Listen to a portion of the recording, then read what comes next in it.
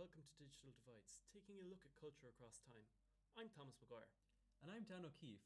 Last episode, we got a look at the impact that AI is having on modern day society. But in this episode, we're going to be coming away from technology and taking a look at aspects of culture that have transcended technology to still be relevant today. We've got a diverse range of cultures here in the college, some of whom we'll be hearing from later in the show.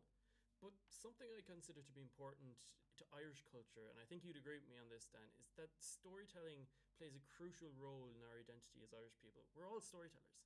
Yeah, we are, I suppose.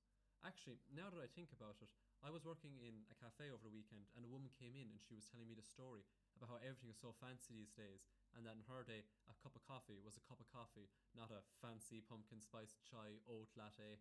See, right there, Dan, just in casual conversation talking about stuff, you brought up a story. It's just how we naturally speak. I still don't understand how we do this. So, to find out, I sat down with Mersh O'Leary to get his take on how Irish culture has changed over time.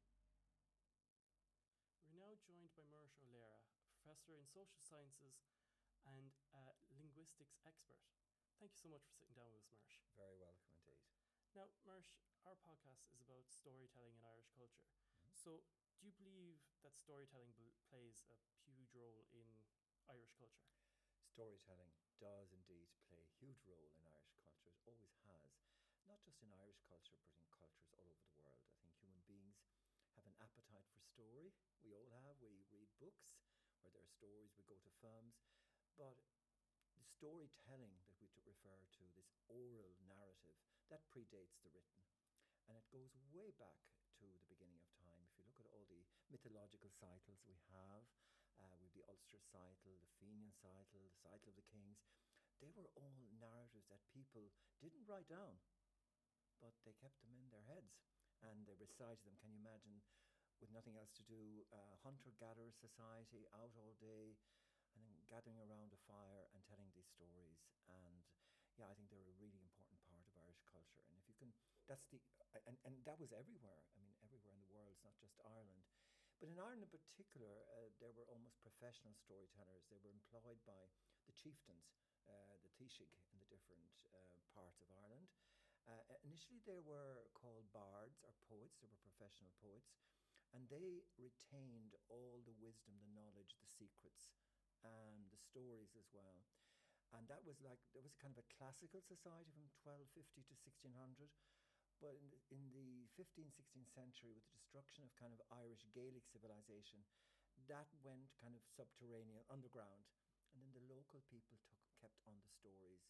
That's very interesting. And do you think that there's anything in that would differ from other cultures that makes it unique to Irish? I think what makes it unique to Irish, as I just said, was that they had this bardic class. They were professional poets, and they were the custodians of wisdom and stories and poetry, and they were hired by the chieftains in the castle. But when the castles and that Gaelic civilization, when that was finished, then they became wandering farmers, spalpini, the word, and but they still kept on the stories. People liked these old stories.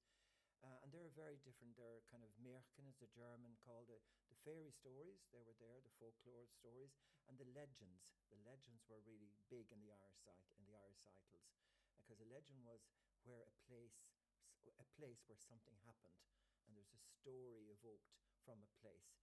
And like lots of place names around Ireland actually have their origin in story.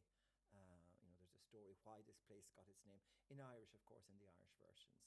So yeah, I think that is probably a little bit more different from others, but I think it shares more than it differs with all early cultures.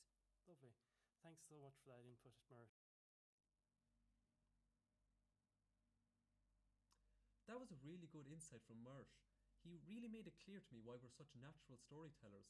Well, for sure. The idea that we get our love for storytelling from a cultural tradition passed down from generation to generation makes total sense.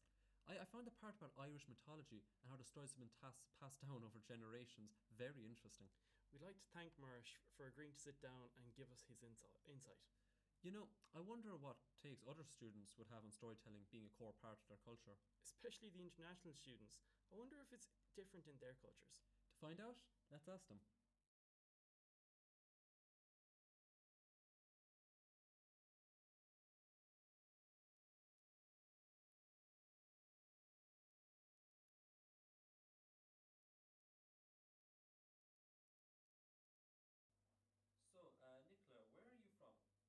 from Ireland. My parents are Filipino. They're from Philippines. Well, I was born here and raised here. I am from Lithuania. Would your national culture be something you consider to be important to you? Yeah, I would consider it quite important. I suppose spending a lot of time together and meeting up as often as we can is quite important to us.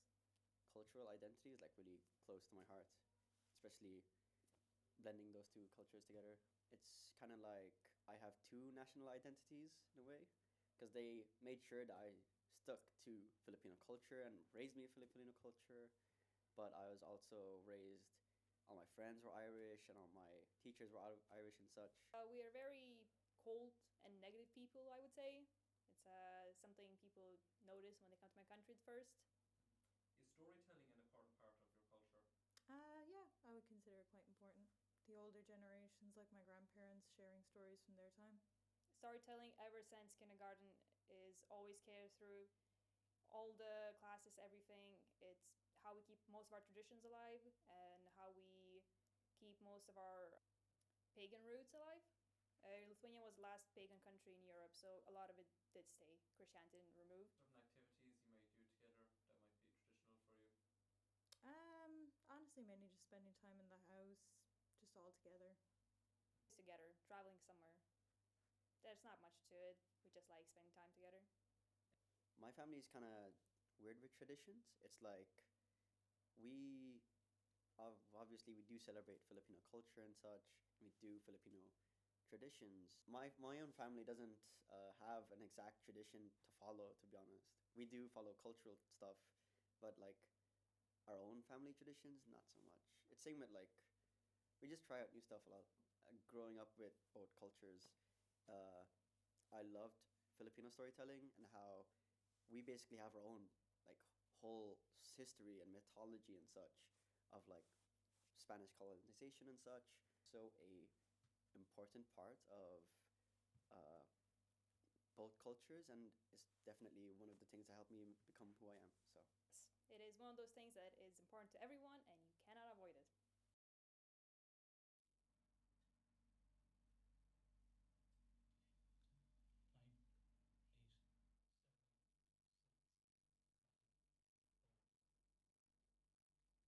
That was really interesting to hear.